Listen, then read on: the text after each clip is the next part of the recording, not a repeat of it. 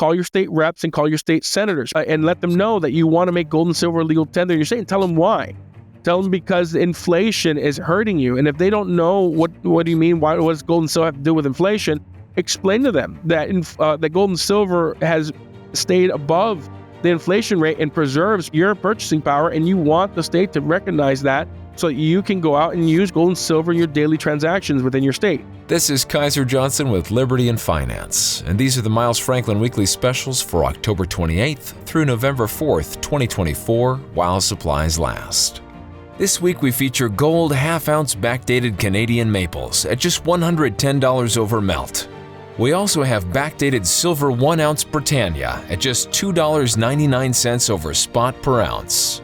To order our specials or any of the many other options we have available, call us at 1-888-81-LIBERTY. That's 1-888-815-4237. We're available after hours and on weekends, and we look forward to speaking with you. Welcome back to Liberty and Finance. We're delighted to have this first-time guest today. Daniel Diaz is the Executive Director of Citizens for Sound Money. He joins us this Wednesday, October 30th, 2024. Daniel, thank you for coming back on Liberty and Finance this first time. Absolutely. Thank you. And technically, it's my first time on air, but it isn't my first time being interviewed by you, right? Yeah, that's why I said come back for this first time. We actually recorded an interview together 9 days ago on the 21st. You were on your way back to your office from having met with the incoming president of the Senate in the Florida legislature. We want to talk to you about what that was about. We unfortunately had technical difficulties and weren't able to publish that one, but we want to capture from you what the outcome of your meetings with the Florida legislature leader was, and what you were doing there, and why people need to understand why it's important, and why Citizens for Sound Money is fighting on their behalf. Yeah, absolutely. Let me first give your audience a little bit of information about our organization, Citizens for Sound Money, what we do, and why I was at the Capitol and lobbying. Citizens for Sound Money is a 501c4 organization. Our mission is to promote the use of sound money and protect people's rights to do so. And the way that we protect people's rights to use sound money is by passing sound money legislation, which we have a bill called the Sound Money Act, or the Sound Money Bill, that essentially does four things. It gets rid of capital gains and sales taxes on the purchase and sale of gold and silver. It makes gold and silver legal tender in the state.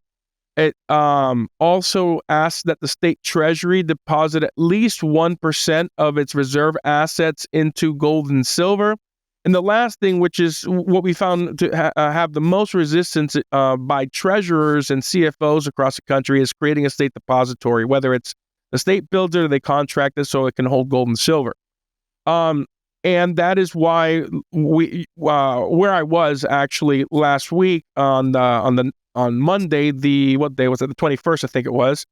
Monday the 21st, I got a call by our dear friend Patrick Holland, who couldn't do the interview, and asked if I could step in, and you called me, and we actually were on a radio show in Missouri when I was lobbying the Constitutional Money Act earlier this year, and I think that was our first meeting where you were on the radio show that we were on, and that's essentially what we've done. Last year, we, with our organizations that we partnered with, which includes the Missouri Freedom Initiative with Patrick Holland, the Sound Money Defense League with J.P. Cortez, and Economic War Room with Kevin Freeman. Our four organizations combined lobbied in 27 states that had some sort of sound money legislation, whether it was getting rid of sales tax, capital gains, or making gold and silver legal tender. Of those 27 states, 7 states passed some type of form of sound money legislation. Most of them were getting rid of capital gains or sales tax, and only one state, Louisiana, made gold and silver legal tender. With that said, our meeting with the Senate President of Florida was very important, because last year in Florida, it was our number one targeted state. We deployed a lot of resources. We had 2 full-time lobbyists, myself and Anthony Verdugo from Winning Strategies. He also is the founder of the Christian Family Coalition in Florida. And we basically had the Speaker of the House on board. We had the governor on board. and we had enough votes in the House and the Senate to get the Sound Money Act passed in Florida, but one person killed the bill, and that was the outgoing Senate President, Senator Pasadomo. She refused to allow the Sound Money Act to even get a hearing, even after we pared down the entire bill from 4 things to just making legal tender, gold and silver legal tender, or just getting rid of sales tax. She wouldn't even let it be heard. So it was important to get a feeling of where the incoming Senate president was. And we met with him during session last year, and we gave him Kevin Freeman's book. It's called Pirate Money. I think it's the founder's secret plan to overthrow the Great Reset. I think you've pulled that up. Yeah, we've got a link to it in the description of this video. Everyone check it out. It's called Pirate Money, Discovering the Founder's Hidden Plan for Economic Justice and Defeating the Great Reset by Kevin D. Freeman. There's a link to it in the description of this video. That book, we've handed out hundreds of copies to legislators across the country. And that one book, it was the most convincing piece of literature that could get a legislature to see the problems with fiat, the incoming threats of CBDCs, and also explain the history of fiat before we were a nation and why our founding fathers hated paper money and why we were actually on a gold standard until Ulysses S. Grant packed the courts to make greenbacks legal tender. And get this, the reason why we have fiat currency as legal tender is because the day before he packed the courts, the Supreme Court said that paper currency was unconstitutional. He then packed the court with one more justice to overturn that the next day, and we went from having gold and silver as the only form of legal tender in our country to paper money because of Ulysses S. Grant to pay for the Reconstruction and the Civil War and everything. So that's kind of the history of how we became a fiat, or at least fiat was legal and constitutional in our country. And the book just goes through the whole history of Supreme Court cases that show the state's constitutional right and authority to make gold and silver legal tender, even recognizing privately minted coins or paper currency minted by private banks backed by gold and silver. The Supreme Court cases that says that states can recognize privately printed currency backed by private minted gold coins and silver as legal tender. There's a bunch of stuff in that book which I recommend you reading. And what was the best part of the meeting with Senator Al Britton was that we did 5% of the talking. 90% of the talking in our meeting, which we were probably met with him for 20 to 30 minutes, was him explaining the book to his legislative affairs director and telling him what he needs, what research he needs done, tasks that he needs to do to bring to the Senate president to get a more informed understanding of what gold and silver as legal tender in the state of Florida will look like. And the most encouraging part was he told us that he's read 8 chapters of that book as of our meeting on Monday. He was going to finish reading the book as he flew back home on Monday night. And he was intrigued. He was digging into it. And for us, and for me personally, that was the best meeting I've had with a leader in a legislature that of all the states that I've had meetings with since I've been lobbying for this issue. And to put into perspective why it's important that we meet with leaders, as I explained earlier, one person killed the Sound Money Act. And that is the exact same thing that happened with the other 20 states where the Sound Money legislation failed.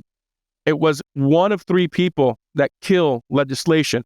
It's either the governor, the Senate president, or the Speaker of the House. If they do not want something, if it's not a priority for them, they will prevent legislation from going through the pipe. Or if it goes through the legislature, like in Idaho, they'll veto the bill. Or in New Jersey, they vetoed it, but they went back and they passed it. New Jersey was the last state to pass a form of sound money legislation. I think they got rid of, I don't know if it was sales tax or capital gain, but it's one of those two that they just got rid of it about a month or 2 ago. So that's why it's important for us to meet with the leadership and get their feeling, because if they don't like it, the bill's not going anywhere. The mystery of how we are seeing resistance, and that Patrick Holland told us the same thing in Missouri. There was one, I believe it was the Speaker of the House, Dean Plocker, who blocked this, and he's going to be termed out here at the end of this term. So they're looking to get a better leadership who will carry that forward on behalf of the people. This is what's so baffling, is that for the good of all the people of the state, one individual can stand in the way. And it's sometimes difficult to understand what their motivations are. We don't need to know. We just need to know that as ordinary citizens, and you'll tell us about that, how we can bring our voices to be heard so that the good of our individual people, the people of the state and their children and grandchildren, deserving sound money under our original plan of our founders, of our Constitution. Now, you also have your organization, Citizens for Sound Money, is also working nationally and internationally, and not only at the individual state levels, which is, and Patrick Holland reminds us, the individual state levels is where we make the most grassroots progress to push this forward. We don't need to wait around for the federal government to get things done for us. We can do it at the state level, and you guys are assisting anyone who's interested at each state to make that happen, which is wonderful. But can you talk to us about some of the things you were mentioning to me before we started recording today about additional initiatives that are being put in place? Because some of the objections that are raised about, oh, you can't go back to a gold standard or gold and silver as legal tender because it's old fashioned.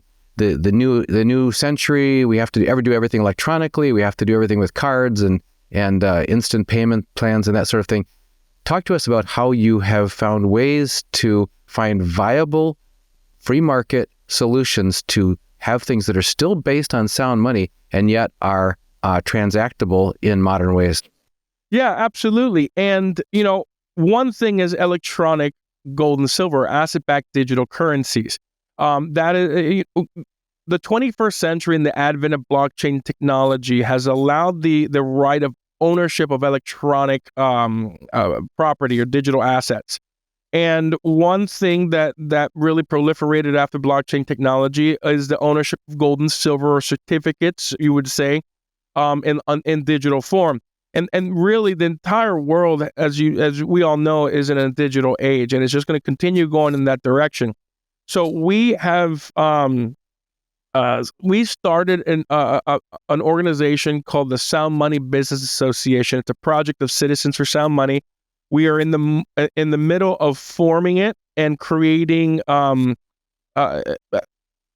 bringing together precious metals companies in the digital and physical space to come up with a private enterprise solution that we can present the state legislatures on how to implement a sound money economy without the state having to foot the bill, without the state having to say gold and silver. Basically, one of the biggest resistance points that we've found was the fiscal impact note. Like in Texas, they had a huge fiscal note for making gold and silver legal tender. It was like something like $40 or $50 million. In Missouri, it was over $70 million. Florida, they were talking potentially in tens of millions.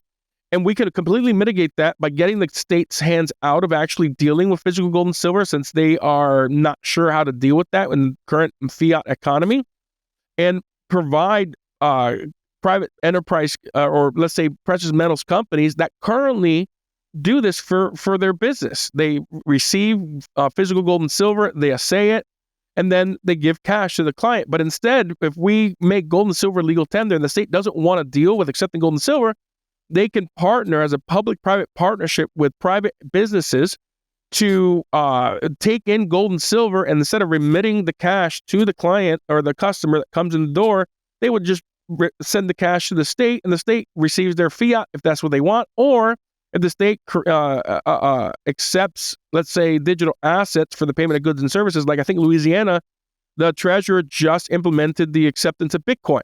Not legal tender, just accepting Bitcoin as a form of payment, which is within the authority of the state to do. If they want to accept asset-backed digital currencies, you can do that as well. You can bring your physical gold and silver. After the system is implemented, our goal is to have it streamlined. You bring your physical gold and silver, and then you're issued digital gold and silver, and then you can send that digital gold and silver yourself to the state for the payment of taxes and fees and services.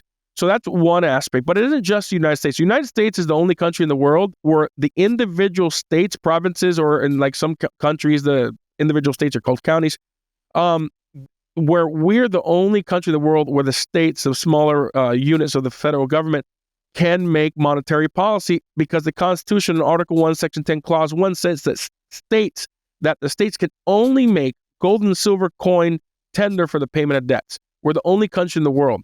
So beyond that, we're using the United States as a testing ground for this public-private partnership amongst the government and public precious metals companies, private precious metals companies, to create the system. And if it works, we can then take this system to around the world and implement it there as well.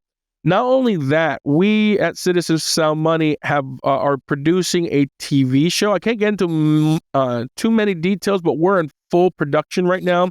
We have a team going to Spain to do some recording. We're going to Dubai for this year, and then we're going to go to other countries, Indonesia most likely, to film our TV show. It's called The Sound Money Movement, A Foundation of Freedom. It's going to air on the Science Channel, the Discovery Network. Right now, we're planning on having it air in Q2 of next year. And essentially, it's, if you've seen the Mike Maloney Hidden Secrets of Money, it's going to be similar to that. It's going to go through the history of money and the problem with fiat and all that. But what separates us from Mike Maloney, it's going to be a lot more geared towards national television. So a little more entertaining, and also focusing more on the future of money. Mike had episode 8, which focused on Bitcoin and blockchain technology. The latter part of our season is going to talk about asset-backed digital currencies, blockchain technology, and so forth. And if it goes well, it should have multiple seasons. But we're traveling the world. We have Citizens for Sound Money in the United States, but we have unofficial international chapters in Turkey and Israel. And we're also have interest in Canada and Australia. So we have a membership program that we just recently launched called the Pioneer Membership. It's $25 a year. And if you, some of the benefits is that you get access to Metal Markup. That is a platform, a company that we bought out in October of last year. We made it available to our members exclusively. It's an aggregator for all bullion prices online in Canada and the United States. So you get exclusive access to that. You also get quarterly updates, video updates from me on the legislative side, and you'll get monthly newsletter about what's happening within our organization and updates with everything that we are doing. And also exciting, we have our 501c3 that we finally got approved by the IRS. That took a while. It's called the Sound Money Movement. It's an educational foundation. One of our initiatives is the Sound Money Academy, because the number one issue that we have found with not just the legislature, but people in general, is they don't understand the sound money. They don't understand economics and how the fiat economy works. So we have, I'm proud to say, Lynette Zhang is on our advisory board, and she's going to be one of our lecturers and educators on our platform. We have Nathan Lewis, who is a sound money economist. He's the founder of the New World Economy Institute, which is, I think, the only sound money education institute out there. He's also a fellow of the Discovery Institute. We have John Williams, who agreed to be on the advisory board from Shadow Stats, and we're looking to ask other high-profile people in the precious metal space to be on the advisory board as well. So we're really excited about the future of sound money, not just in our country, but rolling out around the world, especially with the BRICS meeting that happened last week. Not only are they talking about backing their currency with gold, Russia and China are looking to buy a lot more silver. So there's a lot of things going on, and I think the future of the world economy is going to be real-world assets, digitized real-world assets, gold, silver, real estate, even digitizing natural resources like forests or the Great Barrier Reefs, where you can these countries can monetize, let's say, the carbon cleaning effects of their forests or the Great Barrier Reef or whatever other natural resources to bring capital to those nations. I think that's the future of the economy. I think the fiat economy is coming to an end. And there's a lot of things happening and moving along. And Citizens for Sound Money, we're here at the forefront trying to do the best that we can to bring sound money back as a world economic system. Where do you see the best opportunities right now in the U.S.? In which states do you see like we're just right on the edge? We just need another push here so that people can get involved at their local level and encourage their legislators or their governors to do the right thing for their people? Yeah, right now, because of the positive reception we had from the Senate president, and we know that the incoming Speaker Danny Perez was favorable towards the Sound Money Act last year, I think Florida is going to be our number one target again, because it is the 16th largest economy in the world. And if we in Florida make gold and silver legal tender, I think it's only a matter of time till the other states start doing it. So Florida right now is our number one focus, but there are low-hanging fruit, like the 6 states that have already made a form of gold and silver legal tender: Utah, Wyoming, Oklahoma, Arkansas, Arizona, and Louisiana. Those are some low-hanging fruit where we can come in and make bullion legal tender. Most of those states only recognize U.S. minted gold and silver coins as legal tender. Wyoming is foreign minted coins and U.S. coins. And then Louisiana is interesting. They make U.S. coin and any gold or silver coin that other states issue or recognize as legal tender. So Louisiana's bill is very interesting. If any state makes gold and silver legal tender, they recognize those coins as legal tender as well. Those states are low-hanging fruit. They already have a form of legal tender for gold and silver. To make it fully robust, making electronic gold and silver legal tender as well, and potentially putting, I think Utah is putting 10% of their reserve assets into gold and silver, I think is something they just passed. So these are I would say, the high priority states. Other states that are pretty medium priority that we're focusing on is Texas, Idaho. I know Tennessee and Kentucky are interested. So if you're in a state where you want to see gold and silver legal tender, don't just rely on us coming. Reach out to us and let us know that you actually want this gold and silver to become legal tender in your state. And my recommendation is call your state reps and call your state senators and let them know that you want to make gold and silver legal tender in your state, and tell them why. Tell them because inflation is hurting you. And if they don't know what do you mean, what does gold and silver have to do with inflation, explain to them that that gold and silver has stayed above the inflation rate and preserves the state and your purchasing power, and you want the state to recognize that so that you can go out and use gold and silver in your daily transactions within your state. That is number one. Don't be afraid to call your legislator. He's no different from you, or she's no different from you. They're just citizens that were elected to represent you. Just give them a call, because one of the number one objections we get from legislators who don't really care about this issue is, I've never heard from my constituents on this issue. So make sure they hear about sound money and let them know that inflation is killing you and that the solution is the Sound Money Act or making gold and silver legal tender, and then point them to one of the organizations, point them to us and have them reach out to us, and we will provide model legislation for them. We will come out if they need help lobbying and whipping votes. We will come out and deploy myself or somebody else that we might hire to lobby in that state, or send one of our partners out there as well. So if you want to bring sound money to your state, pick up that phone call, send out an email, and reach out to your legislators and let them know that you want to bring sound money. And also call the Speaker of the House and the Senate President's offices as well. You need leadership's input on this issue. You know, it's so much of what we talk about on our channel is concern about problems that are providing risks and threats to people's financial or physical well-being for themselves, for their communities, for their children, for their grandchildren. This is an area where, beyond just individual preparedness, where people amass the assets that they need to maintain their household in terms of overcoming risks and crises, this is probably one of the most compelling opportunities that people can take action at their local level to work within the system to protect ourselves, our children, and our grandchildren from destruction, from theft, basically, of our savings, of our earnings, of our retirements, etc.